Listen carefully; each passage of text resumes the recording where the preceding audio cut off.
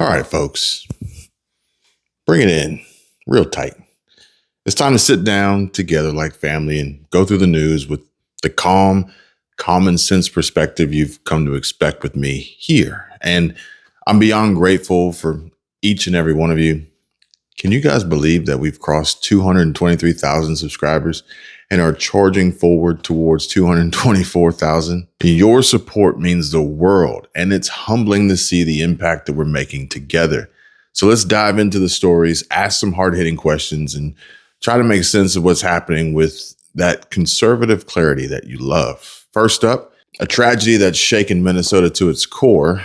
Two Democratic lawmakers, State Representative Melissa Hortman and State Senator John Hoffman, along with their spouses, were targeted in their homes by a gunman impersonating a police officer. Hortman and her husband, Mark, were killed in what Governor Tim Walz is calling a politically motivated assassination. Hoffman and his wife, Yvette, were shot multiple times, but are expected to survive after surgery. A manhunt is underway for the suspect, a white man with brown hair wearing black body armor over a blue shirt and pants, possibly posing as law enforcement, or he'll look like one of those anti-ICE protesters that were provided riot gear and face mask shields in LA. Now, a shelter-in-place order was issued around Edinburgh Golf Course in Brooklyn Park, and police are urging folks not to open their doors unless they verified an officer's identity by calling 911. Now, here's where it gets real interesting, folks. Both Hortman and Hoffman recently broke ranks with their party. Hortman voted to repeal free healthcare for illegal immigrants, and Hoffman joined Republicans in the Senate to pass it. Could this have made them targets? As Tim Walz suggests, this is politically motivated. Is this what happens when you stand up for what's right, even against your own party's agenda? Does it put a bullseye on your back like you were the CEO of United Healthcare? Now, this is a heartbreaking reminder of how divided our nation has become. Political violence is never the answer, but don't you wonder who's fanning these flames of rage? I mean, it definitely can't be the media. With every story that they're presenting consistently is amplifying this incitement of violence. However, political violence is never the answer. And President Trump has condemned the shooting, saying such horrific violence will not be tolerated. And Attorney General Pam Bondi is ensuring the FBI is on the case. Isn't it reassuring to know we have leadership that takes this seriously? Next, let's talk about the chaos at the Capitol. All those deranged leftists who broke through the barricades have been arrested. Fuck around and find out what happens when you mess with law and order. Again, isn't it about time we saw consequences for this kind of anarchy? The No Kings protests planned to disrupt President Trump's military parade celebrating the Army's 250th anniversary have been asked to cancel in Minnesota out of caution after the shootings. But some groups like Indivisible Twin Cities are defying that call and pushing forward. And why do you think that they're so determined to stir the pot, even when lives are at stake? Does it make you question their priorities?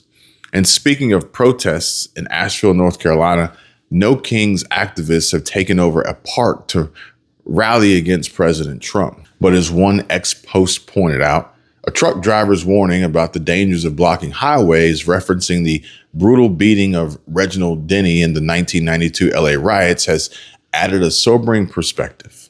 Large trucks need nearly 2 football fields to stop at highway speeds. And why would protesters put themselves and others in such danger? And with states like Florida and Texas passing laws to protect drivers from liability when encountering road blocking protests, don't you think these activists might be playing a losing game? Common sense says stay safe and respect the law. And speaking of common sense, saving money on Medicare is a no-brainer. Call my trusted friends at Chapter 270-467-2426. It's 100% free, no pressure, and their licensed experts have already saved seniors thousands. Just the other day, someone told me that they called Chapter and are now saving $1,400. How would that kind of savings change your life? And what would you do with, I'd guess for some, a whole extra monthly check in savings? I personally vouch for these experts who find the best plan for you with costs rising. I mean, why not save money?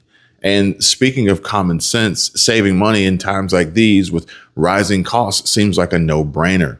And this is why I'm now filtering through all my comments to bring and share with you guys real testimonials from your own peers and how Chapter has helped them in their time of need. I also have an even more important update to share with you all when it comes to money and, more importantly, Social Security checks. So stick around and stay tuned.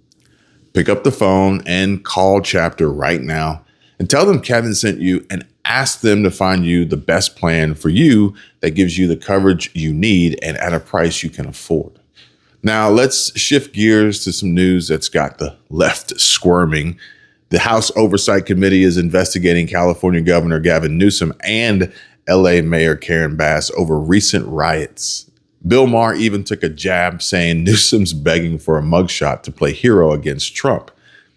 And isn't it telling when even liberal comedians see through Newsom's grandstanding? Some men run toward danger, but Gavin, Newsom, he's running toward the camera. Don't you think it's time that we focus on leaders who prioritize results over photo ops? President Trump's ready to tackle the chaos while Newsom's out here chasing headlines, perhaps maybe trying to create some form of opportunity for his podcast. On a brighter note, let's celebrate some wins for the American people. A federal judge has blocked the State Department from carrying out mass layoffs, expanding an injunction against Trump's federal workforce reorganization. And jobs are safe for now. So how's that for standing up for workers? And speaking of jobs, President Trump greenlit the U.S. Steel deal, promising an $11 billion investment and 100,000 American jobs. So who's delivering for the heartland? I mean, when Trump says America first, don't you see him backing it up with action? Now, here's something to warm your heart, folks. The average Social Security check for retirees has hit $2,000 for the first time. And that's a milestone for the 75% of the 69 million beneficiaries who are retired workers. Supplemental Security income recipients are seeing over $718 on average. Isn't it great to know our seniors are getting a little extra to live with dignity? I mean, President Trump's leadership is keeping promises to our retirees. I mean, doesn't that make you proud to support him? And finally, a shout out to Elon Musk and Starlink for providing internet access to Iranian citizens as their regime cracks down on connectivity. And as one of our longtime supporters, subscribers, Steady Recovery said on X, once again, Starlink and Elon Musk provide needed internet to citizens that deserve to see the truth. I mean, isn't it incredible how private innovation backed by folks like Elon Musk is standing up for freedom worldwide? Don't you think President Trump's vision for less government interference is what makes this kind of progress possible? And before I wrap up, let's give a big happy birthday to President Trump. Today's military parade celebrating the Army's 250th anniversary just happens to fall on his special day. And as one of our subscribers here, Kidda Love, which I hope I'm saying that correctly, pointed out, this was budgeted back in 2023 under Biden. But isn't it fitting that it's happening under Trump's watch? The greatest president in history deserves a celebration, don't you think? Come on, MAGA. Come on, folks. That's the news for now. Thanks for joining us here to cut through the noise, shine a light on the truth, and keep fighting for the values that make America great. And if there are other topics and stories that interest you, please share them in the comments and I'll do my best to cover them next. Thank you for your generosity, your support, and for being part of this incredible movement. We're growing because of you, and I can't wait to hit 224,000 subscribers together. That's all for now, folks. God bless, and see you real soon.